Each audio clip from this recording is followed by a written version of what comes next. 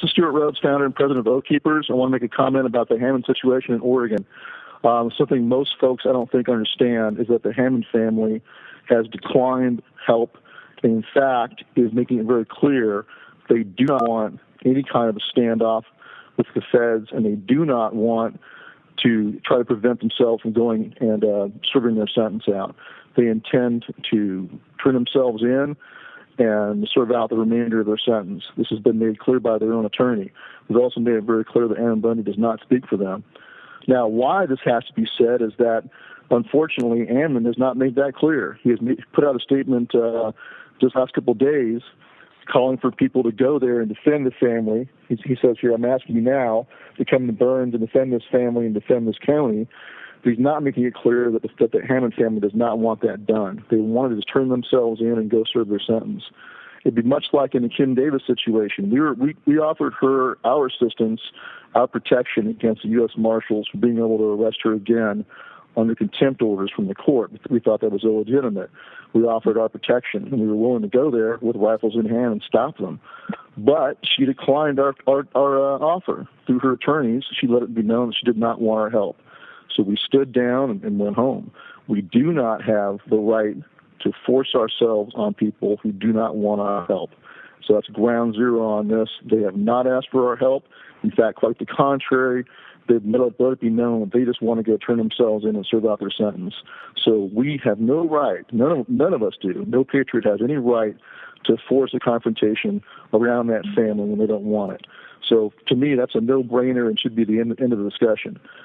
Now, beyond that, there's also some very serious differences in this case and at Bundy Ranch. We went to Bundy Ranch to prevent that family from being wacoed. We were concerned by the behavior of the feds with their special forces contractors and their known sniper teams they were deploying against cowboys and the free speech zone they set up and all that kind of abuse that was right there in front of us on camera. We were concerned this family was about to be wacoed. And so it was a very righteous thing to go down there and prevent that. And that was our full justification for what we did, was to go there and prevent mass murder of his family. I think that was righteous, and I'm glad we did it. Even though there were some problems that came out of that, it was worth it. But this situation here, there was no threat of the family being murdered. There's been already a jury trial. They were found guilty by a jury, that appears. And you don't have local support. You've got, in fact, locals now standing up and saying they don't want anybody from outside coming in and interfering, and the family themselves don't want the help. So this is exactly the opposite of Bundy Ranch. You've got a situation where you've got people who don't want this, and you've got outsiders trying to force it on them. So I think we need to stay out of it. If it's only a matter of peaceful protest, of course, that'd be fine. That's righteous and good to go. But you cannot go there and force a confrontation with rifles in hand when the family does not want the assistance. So I think Oath Keepers need to stay the hell out of it, aside from the peaceful protest. But that's not what I see developing. In Ammon's own video statement, he talks about calling on those who went to Bundy Ranch to go there to Oregon and take a stand in defense of the family. It does not sound like a peaceful protest. That sounds like an armed confrontation. So Ammon needs to be clear about what he wants so people know what they're getting themselves into.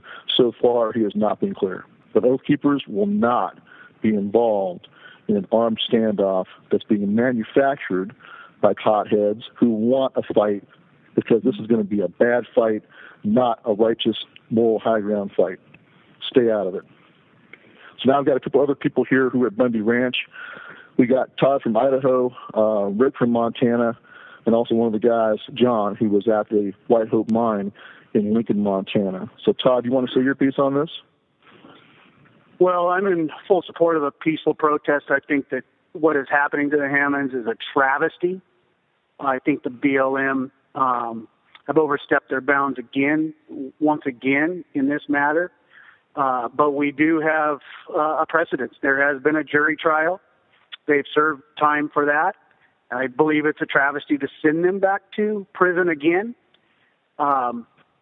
And I'm in full support of a peaceful protest. But I do have some concerns that this may be manufactured and be heading towards more than just a peaceful protest.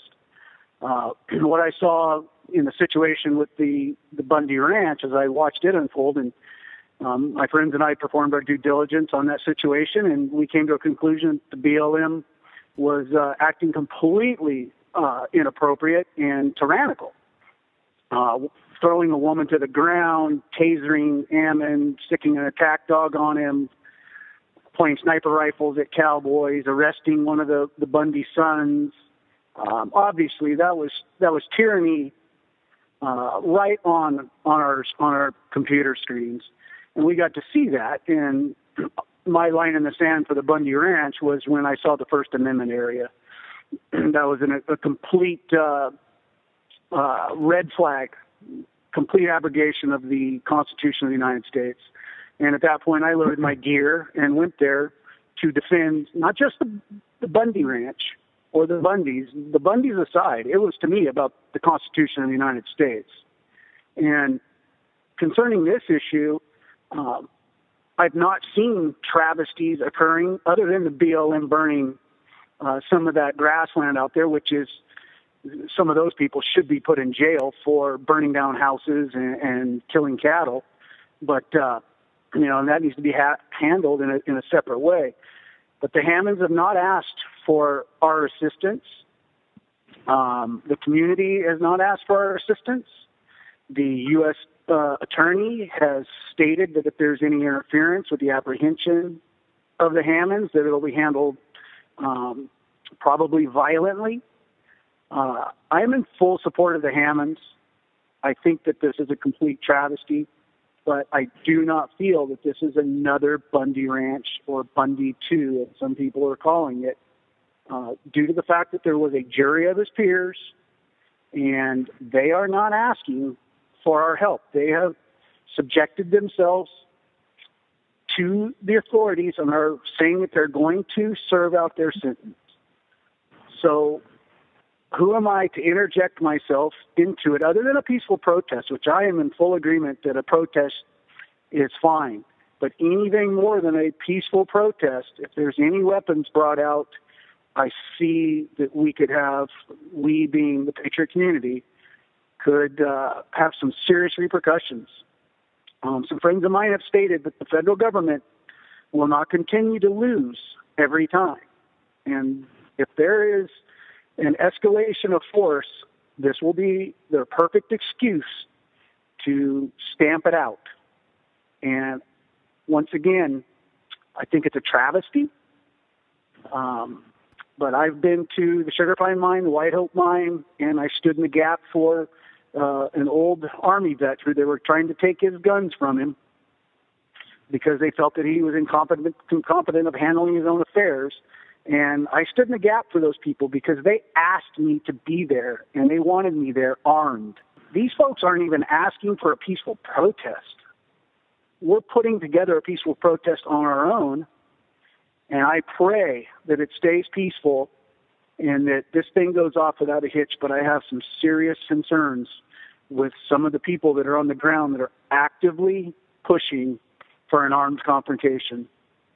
So I pray that cooler heads will prevail in this situation, and that this will turn out to be just a peaceful protest and nothing more. So, gentlemen, whoever's listening to this, please handle this with kid gloves, because from my contacts, it looks like there may be some hotheads or provocateurs that may want more than just a peaceful protest. So I'm in full support, like I said, of the Hammonds and everybody on the ground there, as long as it's a peaceful protest. And so I hope it ends up, guys. So good luck. I'd be there if I could. But I have some concerns. So thanks, I appreciate that. Rick, go ahead. What Todd said is exactly my same feelings. I can't add to that or anything.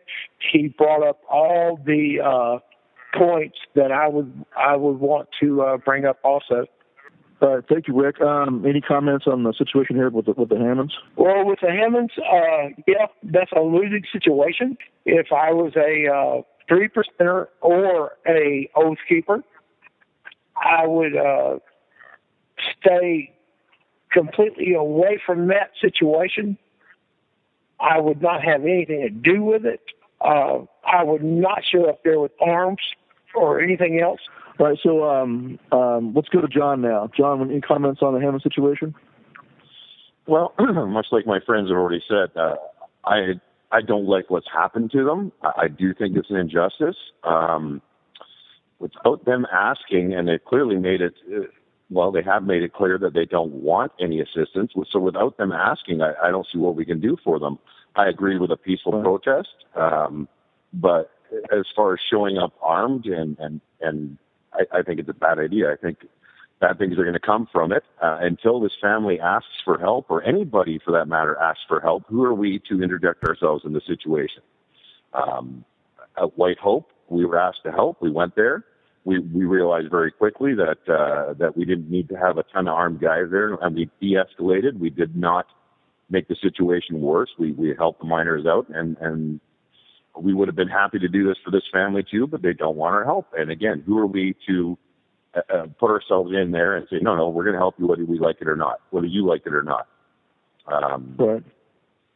I pray, like Todd, that people keep cool heads and do just what they say they're going to do, which is a peaceful protest, which I'm 100% behind.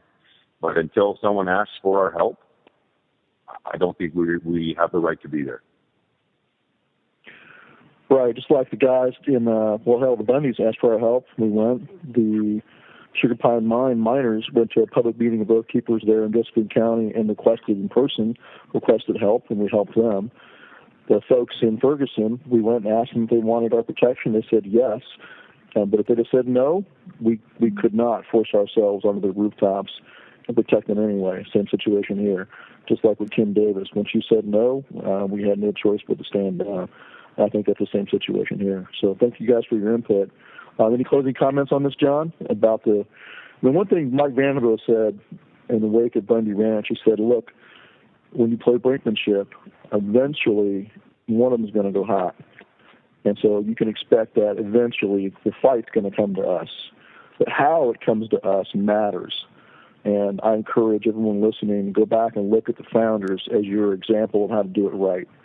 If you're going to have a fight, let it be like Concord and Lexington, where they forced Gage to come after them out in the countryside to be the clear aggressor where he was weak and they were strong. And so they had a moral high ground, they had a moral victory, and then they kicked his ass all the way back to Boston. So they had a military victory also. You don't start it off with having the bad guys have the perceived moral high ground. And who's your audience? Your audience is your fellow American patriot, and especially the guys in current service in the military. What they think matters. At Bundy Ranch, we had the clear moral high ground, as Todd has already pointed out. If there had been a fight there, if there had been a firefight on that day, at least half the military would have sided with us. Guarantee it. They'd have sided with us. This is a different situation.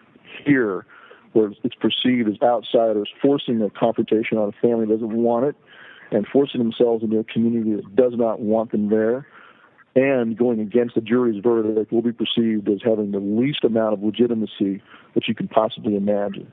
And so you wind up with a moral defeat and probably a physical defeat as well, because you can bet the feds are going to have sniper teams deployed wherever the Hammonds are planning on turning themselves in. So anybody who's thinking they're going to cause the Second American Revolution and kicking it off here in this situation in Oregon, you need to take a good hard look at what the founders did and the way to do it right and the way to do it wrong. So you need to make sure that you have the moral high ground. And don't worry, guys, the fight's coming to you eventually. But let it come to you on your terms where they are the aggressors, not you being one of the aggressors and forcing a fight. Well, thanks, guys. And look, the men on the phone here are guys who are showing up. These are not people that just talk and don't walk their talk. They show up. So take it from them. These are people who are serious. All right, guys. God bless you, and thank you for your service to your country and our cause. And we just hope that people will listen and cooler heads will prevail. And like I said, I didn't want to make this recording. The last thing I want to do is criticize the work of other good people. And I think Ammon Bundy's a good man. I think he needs to be real clear and honest about what he's doing. If he wants an armed confrontation, he should just say it. But he should also make it very clear the family does not want that, and he's going against their wishes. And I think he's wrong in doing that. I hate to say it because he's a good man. is. All right, good night, folks.